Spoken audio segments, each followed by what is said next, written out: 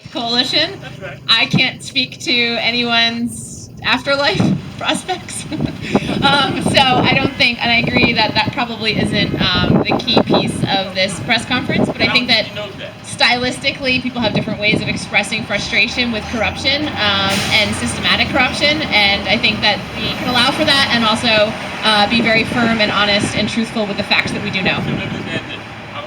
And just for your historical context, that hyperbolic talk is what got us through slavery and Jim Crow and through the worst elements of human history. So it means something to us, though I respect the fact it doesn't mean anything to you. So to us it's not hyperbolic. To you it might be. But it does not diminish the point one iota.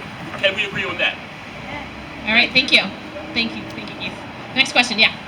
So my question is, what's the main goal and what's the main objective for us after George Norcross is, taken out of his position of power? So that's a really excellent question. I think one of the things that our imagination allows us to think about, if we are able to imagine a Camden and a South Jersey that isn't under the control of a power boss, is what incredible things could be. We know that Camden County and South Jersey has high poverty rates, has a lot of the worst data indicators that show that people live difficult lives here. And I think there's a real opportunity here to have democracy flourish, to have quality of life flourish.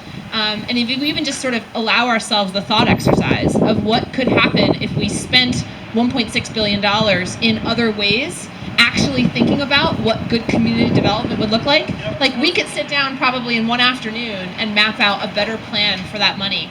We are the richest state in the country. We have some of the most wealthiest people in the country. We have the means to do better, and we have the means to deliver opportunities to people all across this great state in this city. So I think the sky's the limit if democracy is allowed to flourish. Great question.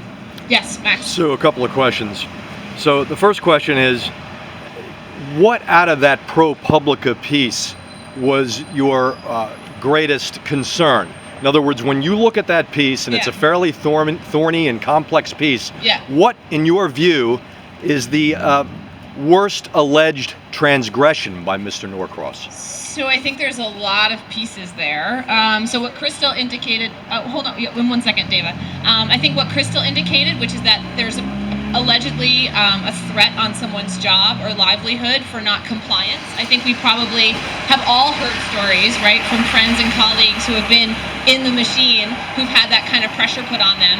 And certainly, there are folks who wouldn't come out here to talk today because they're afraid of, their wife or their husband works at Rutgers or works at Cooper Hospital or manages a business in town and doesn't want to get, a visit from the permit people, right? So I think we're very used to operating in that kind of fear environment.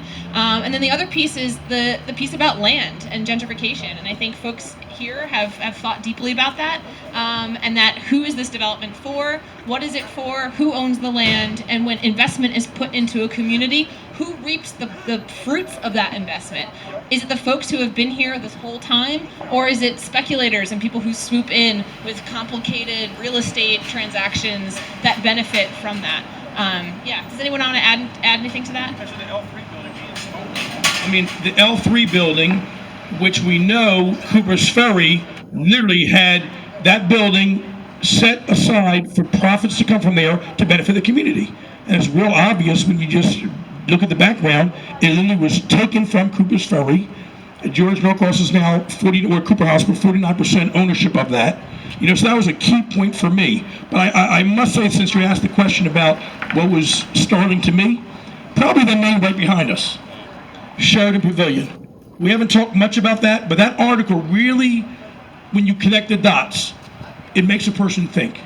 It makes a person ask questions. And not here to accuse anyone, but I will say that it does raise questions with all of us. Thank you.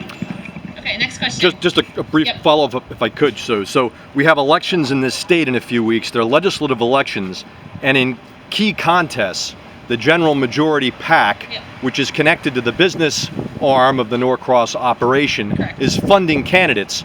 Going to the point you're making about people in elected office being bullied by this operation, are you cautioning voters who might be voting Democrat in this general election to think twice and maybe resist those candidates who are being funded by the general majority So PAC? this gets into a really interesting question about electoral power in New Jersey. And my personal politics are not ones that would probably ever vote for a Republican. So my personal suggestion to folks wouldn't be to go find your nearest Republican and vote for them.